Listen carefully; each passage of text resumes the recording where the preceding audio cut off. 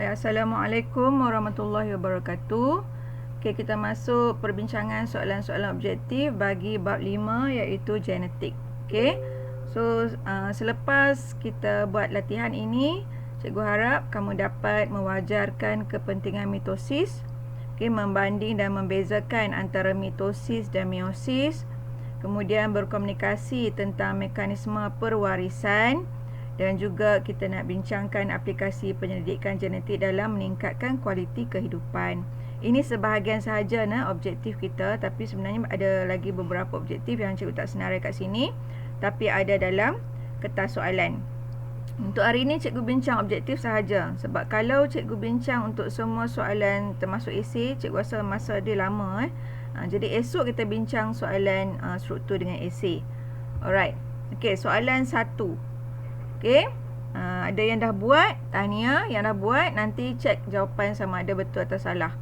Okey, antara berikut, kejap. Okey, proses pembahagian sel yang manakah berlaku di hujung pucuk dan akar. Okey, cikgu ambil pen dah, senang kejap. Okey.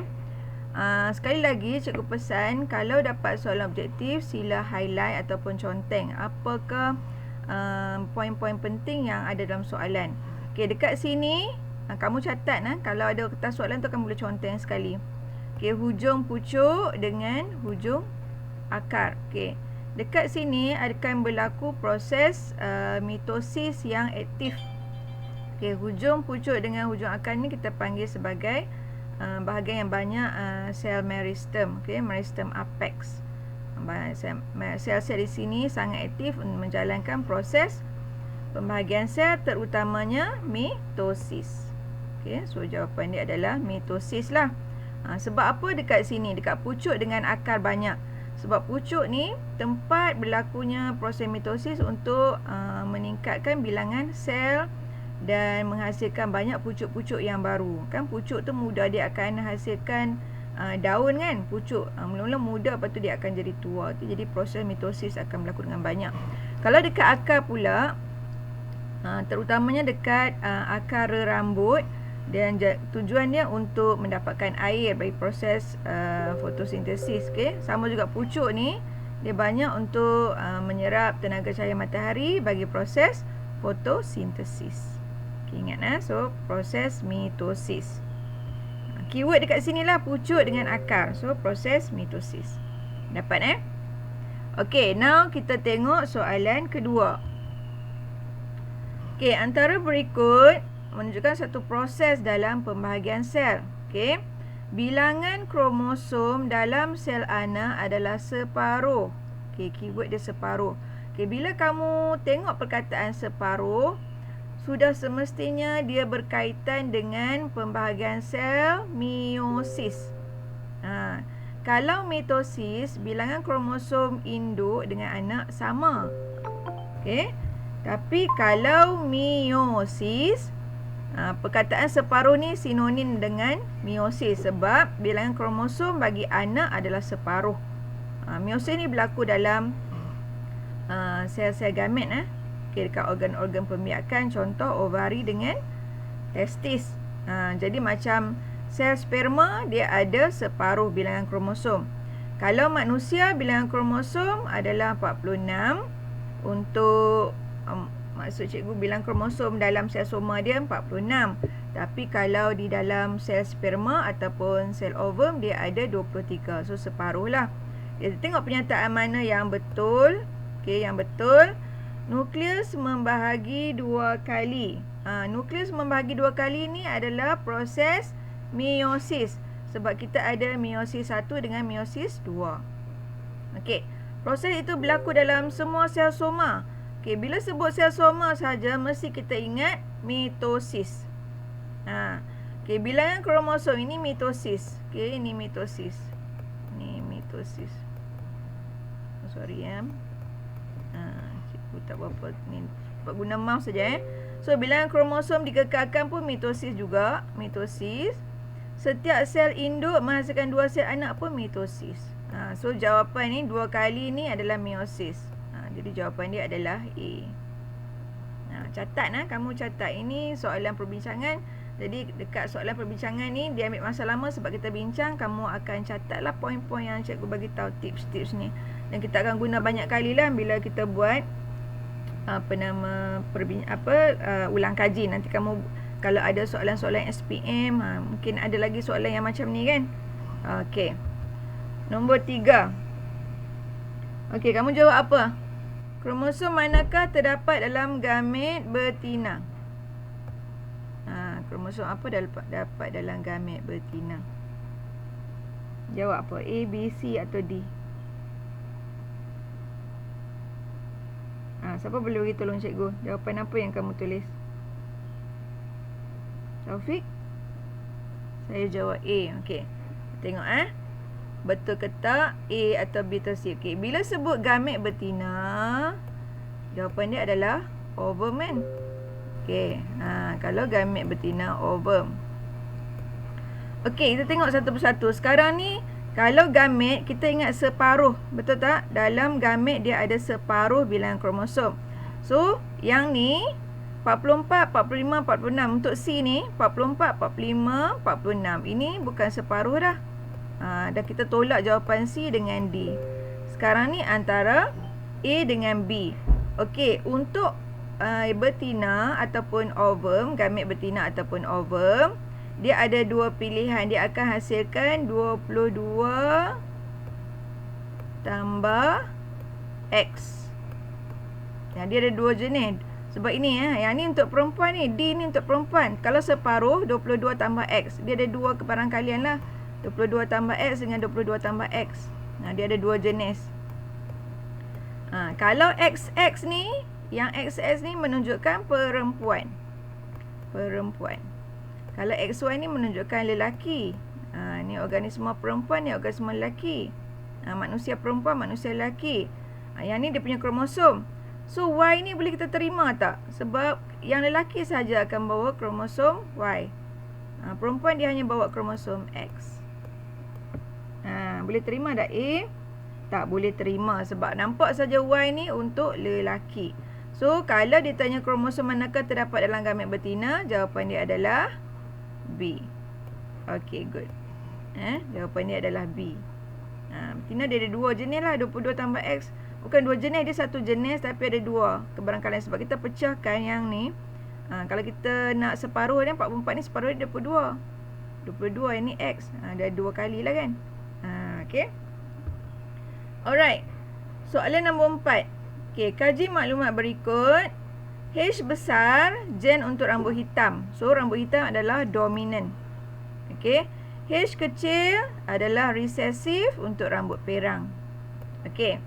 Jika Amy mempunyai rambut perang, okay, maksudnya dia resesif lah. Okay. Apakah genotip? Genotip ni kita nak tengok alel dia. Kita tulis macam ni, huruf-huruf. Okay. Kalau fenotip kita sebut warna. Okay. Fenotip kita sebut warna. Kalau genotip kita nak dalam bentuk huruf.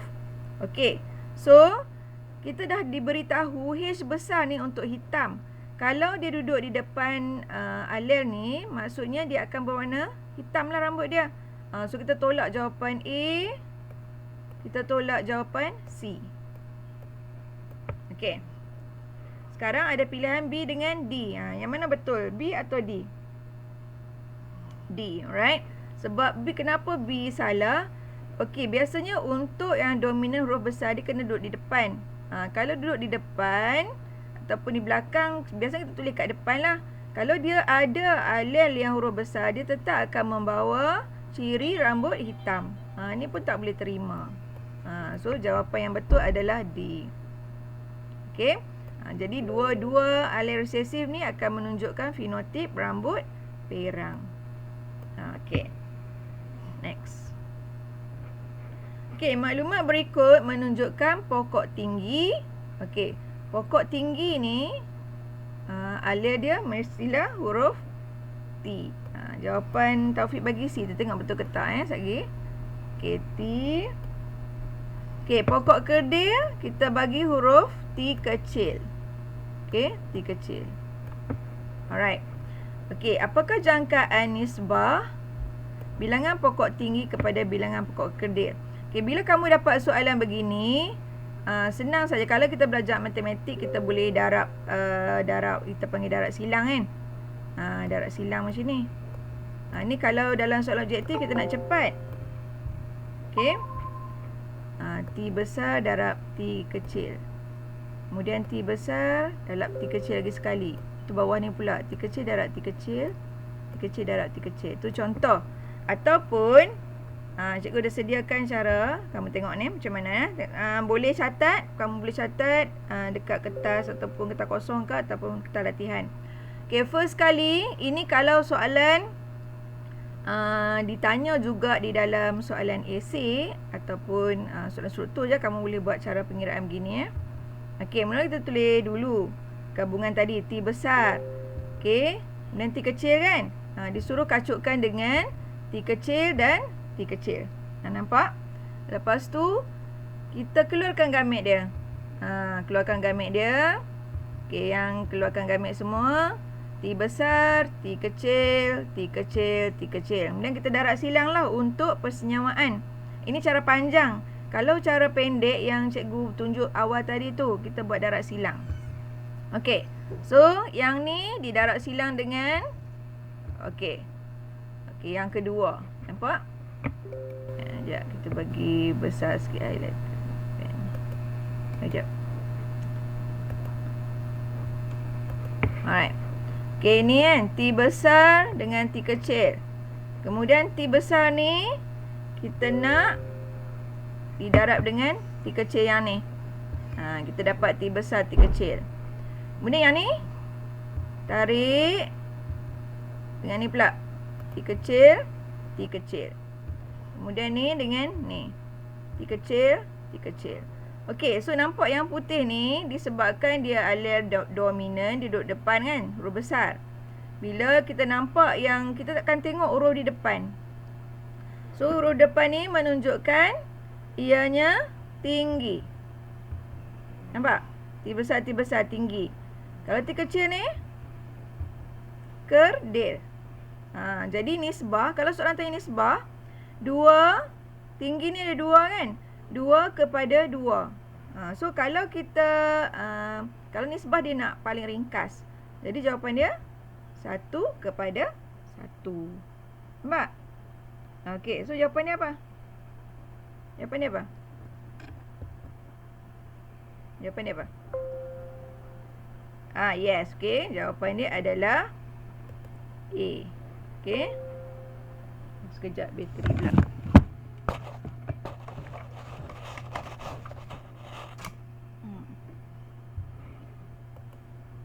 Okey, so tengok jawapan dia adalah mana tadi soalan dia? Okey, jawapan dia adalah jawapan dia adalah A jadi yang tu cara panjang. Kalau cara pendek kamu senang buat macam ni. T besar, T kecil akan dapat juga nisbah dia 1 kepada 1. Okey, faham Alright, 3 orang je masuk. Yang lain mana ni? Aduh, hai sedihnya cikgu. Tak apalah. Bertabahlah. Alright, good. Okey, kamu kena bagi juga respon baru cikgu tahu kamu faham ke tak. Kalau susah nak cakap, dekat ada masalah mikrofon ke apa ke, type. Okey, Taufik, thank you bagi respon. Yang lain betul lah. Daniel, Adrisha, Izani. Boleh? Okey. Sekejap. Aduh. Ya. Kita pergi soalan seterusnya. Okey. Raja di bawah menunjukkan generasi pertama hasil kacukan 2 ekor arnab.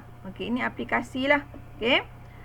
Jika K mewakili gen dominan bagi arnab berbulu kelabu. Okey, kita faham sekarang diberi bahawa huruf K besar tu kelabu. Jadi dia dominan. Okey. Apakah genotip kedua-dua induk? Sekarang ni dia nak tanya genotip sini dengan sini. Okey, apa yang kamu kena tengok? Kamu tengok anak dia. Oh, anak dia dapat 1 kepada 1. Nisbah dia kan? Maksudnya 2 dia dapat kelabu, 2 putih. Sekarang ni apakah genotip induk ni, 2 ni? Okey. Macam tadi juga. Okey, cikgu bagi cara yang mudah. Sekiranya yang di depan ni Okay, yang di depan ni semua huruf besar. Of course, secara logiknya bila kita darab, dia akan dapat huruf besar semua di depan. Maksudnya kalau kita pilih A dengan B, anak-anak Arnab ni semuanya akan berwarna kelabu. Sebab K besar ni dia dominan. Kalau kita buat darab silang pun kita akan dapat huruf K yang besar ni duduk kat depan semua. Menunjukkan semua anak dia kelabu. Jadi tak sesuai lah dengan soalan ni kan. Sebab ada anak-anak dia yang berwarna putih. So B dengan C kita out. B dengan C dah out. Okey, D. D lagi tak logik sebab K kecil dengan K kecil semua anak-anak akan dapat warna putih. Sedangkan kat sini ada separuh anak akan dapat kelabu, separuh dia putih. So D pun out. Jadi jawapan yang betul adalah C. Dia bagi dua cara soalan lah. Tadi dia tanya anak-anak, sekarang dia tanya ibu pula. Okey. Now ni contohlah yang cikgu bagi tahu kita buat darab macam matematik tu darab silang kan. Okey, K darab dengan K, kita dapat K besar, K kecil. Dengan K kedua, K besar darab K kecil, dapat K besar, K kecil. Kemudian bawah pula. K kecil darab K kecil, dapat K kecil, K kecil. Kemudian sekali lagi K kecil darab K kecil, dapat K kecil, K kecil. Jadi kita dapat tinggi, tinggi, kerdil, kerdil. Tinggi, tinggi, kerdil pula silap. Putih, putih. Sorry, cikgu tersilap pula. Okey, jap. Potong Yang ni tadi apa? Kelabu kan? Kelabu. Tersilap dengan tadi. Kelabu, kelabu. Putih, putih. Putih, putih.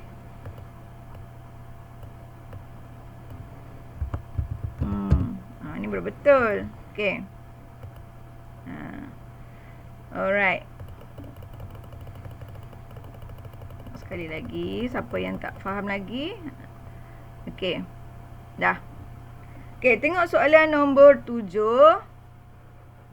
Soalan nombor 7, apa jawapan yang dah jawab? Ini senang je ni. 7. Ini ada cuba jawab Daniel. B. Okey, kita tengok Taufik jawab B. Okey, raja di bawah menunjukkan kacukkan di antara tulip berbunga merah dengan tulip berwarna putih. Okey, M mewakili dominan. M ni adalah bunga merah. Okey, apakah genotip dan fenotip? Macam cikgu sebut tadi, kalau genotip ni adalah dalam bentuk huruf kan, alel-alel dia dalam bentuk huruf. Fenotip ni kita bagi tahu color apa. Okey, dia nak Q. Apakah genotip dan fenotip bagi sel Q? Q tengok balik. Ambil balik ni. M besar, M kecil. M besar, M kecil. Kemudian kalau M besar, M kecil, kita mestilah tahu. Tengok huruf di depan M besar. So dia akan mewakili tulip merah. Jadi jawapan dia adalah B. Okey, betul 7B. Okey, next. 8. Raja menunjukkan proses persenyawaan ovum M dan N masing-masing menjadi bayi perempuan dan bayi lelaki. Okey, apakah kandungan genetik sperma yang mempersenyawakan ovum M dengan N? Ingat ovum M dia akan bawa apa? 22 tambah X. Bila sebut ovum saja memang 22 tambah X. Okey, ini 22 tambah X. Ini pun sama. 22 tambah X. Okey. Apakah genetik sperm yang mensenyawakan M dengan N? Apa jawapan dia?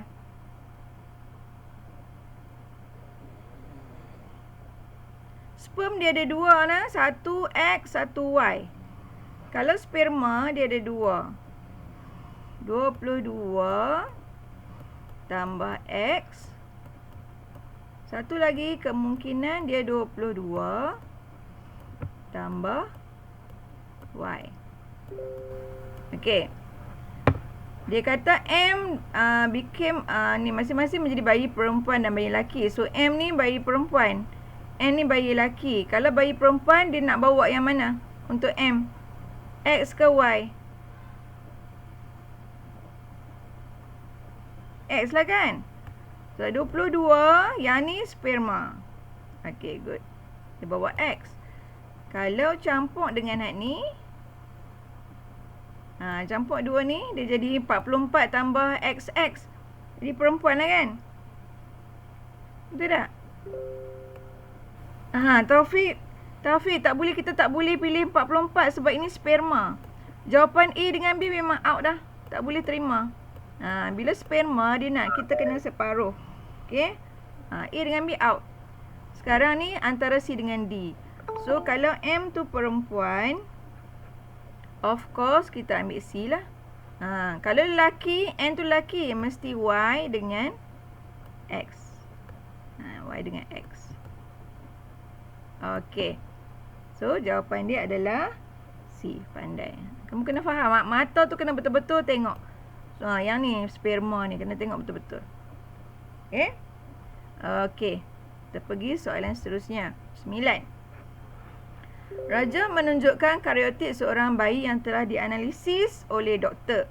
Okey, bila dapat soalan kariotik macam ni, biasanya kita akan cari ada dua benda. Sama ada dekat kromosom ke-21 ataupun dekat kromosom ke-23. Sebab untuk bab sains tingkatan 4 tu, dia akan tanya dua benda ni lah selalunya. Yang lain-lain kromosom dekat nombor lain dia tak kacau sangat. Okey, dekat sini tengok 21 ada dua kromosom. So, ini normal, tak ada masalah. Sekarang ni masalah dekat sini. Kenapa dia ada satu saja? Kalau dia ada dua, normal kan? Kalau dia, okey, tengok jawapan betul. Kalau ada dua, normal. Ni untuk perempuan. Ini perempuan. Kalau kita nampak XY, ini pun normal. Ini maksudnya dia lelaki. Tapi tiba-tiba nampak, awak ada 1X. Ini mesti ada mutasi. Mutasi apa ni? Oh, ini kromosom. So, ini adalah mutasi kromosom. Tengok one by one. A, B, C yang manakah mutasi? Okay, ini albinisme ni adalah mutasi gen. Firstly, bila dapat jawapan begini, kita asingkan dulu. Ni mutasi apa? Albinisme mutasi gen. Kalau Down syndrome mutasi kromosom. Ini problem dekat kromosom ke-21. Dia ada 3. Tapi soalan ni dia ada 2. Okey lah, normal. So, bukanlah jawapannya. Ini bukan. Ini pun bukan. Ini pun bukan. Hemofilia. Ini mutasi kromosom. So, jawapan dia adalah A lah. Sindrom Turner. Okay, dia perempuan tapi bukan perempuan yang normal. Maksudnya ada ciri-ciri dia seperti mandul. Okay, ciri-ciri dia dia lebih kepada kelelakian sikit. Okay, hemofilia ni apa? Mutasi apa? Hemofilia adalah mutasi gen. So, ini adalah mutasi kromosom. Faham Boleh kalau kamu lupa, biasalah kita tinggal lama dah kan sampai bab yang habis dah bab, mungkin kita lupa. So, apa yang kamu boleh buat? Buka balik buku teks, buku rujukan, study, tengok balik nota. Lama-lama dia akan ingat. Okey? Tak ada masalah. Okey, soalan 10. Raja menunjukkan satu peringkat bagi suatu sel yang mengalami pembahagian sel. Oh, pembahagian sel ni ada dua, mitosis dengan mio. Terus kita ingat, mitosis dengan meiosis. Okey, meiosis. Kalau mito, dia biasanya satu saja pembahagian sel dan dia melibatkan kromatid. Ni kromatid kita panggil. Okey. Pernyataan manakah betul berdasarkan raja di atas? Okay, bila nampak dia berpisah begini, nampak dia bergerak ke kutub berlainan. Kita tengok sekali lagi. Kromatid ni bergerak dan ke kutub bertentangan. Okay. Ini adalah peringkat anafasa. Okay, pisah. Apa yang pisah? Kromatid. Berpisah, kita ingat anafasa. Ana ingat pisah. Okay. Tengok So, jawapan dia B betul. Tapi sebelum tu, Kita bukan sahaja nak tengok jawapan yang betul, kita nak study satu persatu. Okey, kromosom dalam nukleus memendek dan menebal. Ini peringkat apa? Memendek dan menebal ini adalah peringkat profasa. Okey, kromatik berpisah dan bergerak ke kutub sel bertentangan. Ini anafasa. Betul lah, jawapan dia adalah B. Okey, tengok C. Okey, kalau C, nampak ni. Okey, sekejap. Mana ni? Okey, kalau C, kenapa pointer cikgu ni? Okey, kalau C kromosom tersusun, ingat susun, kita ingat metafasa. Okey, kalau replikasi ni biasanya peringkat interfasa. Tapi kamu mungkin tak berapa familiar interfasa ni. Okey, so jawapan ni adalah B. Sebab keyword dia yang ni, berpisah. Ini depa ni pisah ni, pisah. Pisah dah. Okey. Faham Okey, nombor 11. Ini soalan memahami. Kita kena faham apa benda sebenarnya. Sel soma di dalam seekor rama-rama mengenai 26 kromosom. Okey, sel soma ni apa cikgu? Sel soma adalah semua sel yang ada dalam badan kita kecuali sel gamet. Biasanya sel soma ni akan mengalami mitosis. Jadi 26 ni adalah diploid lah, kita panggil diploid. Dia ada 2. Okey. Bilangan kromosom dalam gamet. Nampak? Sekarang ditanya gamet. So bila gamet kita mesti ingat ada pada sel pembiakan rama-rama tersebut. Bila sebut saja gamet mesti separuh. So separuh daripada 26 adalah, okey, betul Taufik. Jawapan dia adalah A. Yang ni tak logik lah. Ini pun tak logik, yang ni pun tak logik. Okey. 11A. Okey, 12. Penyakit ini berlaku disebabkan mutasi gen. Kan tadi kita dah study bab pasal mutasi gen sikit kan? Sebab tu kena conteng lah. Cara nak, cikgu memang suka dulu masa belajar pun cikgu suka study soalan objektif. Sebab kita dah nampak jawapan dia, cuma kita nak asah lagi ya. Boleh conteng banyak-banyak. Pesakit yang menderita penyakit ini tidak dapat menghasilkan pigmen melanin. Sebab tu warna dia semua putih-putih ya, mata putih, mata dia merah, kulit bulu mata putih, rambut putih, kulit putih, So, apakah penyakit ini? Okay, good. Albinisma. Ini mutasi gen. Okay. Ini pun mutasi gen, hemofilia. Tapi ciri-ciri ni lebih kepada, nampak pigmen ni lebih kepada albino ni. Walaupun ini juga mutasi gen. Buta warna pun mutasi gen. Anemia pun mutasi gen. Semua mutasi gen. A, B, C, D semua mutasi gen. Cuma ciri ni lebih kepada albino. Okay, next soalan. Okey, Raja menunjukkan kromosom pada pembahagian sel. Okey, disebut pembahagian sel kita ingat ada 2. Mitosis dengan meiosis. Tapi di mitosis tidak berlaku ini. Tidak berlaku pindah silang, kita panggil nama dia crossing over ataupun pindah silang. Ingat ini nama dia pindah silang. Pindah silang. Catat dalam kertas soalan kamu tu. Pindah silang. Alright. Pindah silang hanya berlaku pada meiosis. Okey, pada meiosis. Meiosis. So, meiosis ni berlaku kat mana? Kan cikgu bagi tahu tadi, dia berlaku pada organ pembiakan sahaja. Meiosis. Okey, good. Okey, jawapan dia adalah C lah. Ini organ pembiakan. Ini bukan. Ini sel soma. Semua ni sel-sel pada organ-organ ni adalah sel soma. So, ini jawapan dia. Okey. Nombor 14. Antara berikut yang manakah tidak melibatkan kejuruteraan genetik? Apa diakah yang tidak melibatkan kejuruteraan genetik? Terapi gen. Ni kalau lupa boleh rujuk balik buku teks. Ya, betul. DNA rekombinan, betul. Ini GMO ni pun betul. Okey, good. Ini rawatan kemoterapi ni. Okey, betul jawapan dia adalah, okey, good. Jawapan dia adalah D. Ini yang tak melibatkan. Yang bukan melibatkan kejuruteraan genetik. Okey, soalan terakhir. Okey, soalan terakhir. Nampak dah ambil masa dekat 30-40 minit dah perbincangan. Okey, Raja menunjukkan pembiakbakaan. Ingat, bila pembiakbakaan, kita akan cari ciri-ciri terbaik bagi setiap organisma yang kita biak bakar tu. Okey, sekarang kita ada jagung A dengan jagung B. Kita biak bakarkan dia. Okey, kacukkan dia untuk dapatkan jagung C yang lebih baik. Okey, apakah ciri yang baik pada jagung A? Isi nipis? Oh, tak mau. Kita nak isi tebal. Manis kita mau. Okey, saiz kecil kita tak mau. Okey. Kita nak manis. Okey, yang ni kita nak apa? Kita nak isi tebal.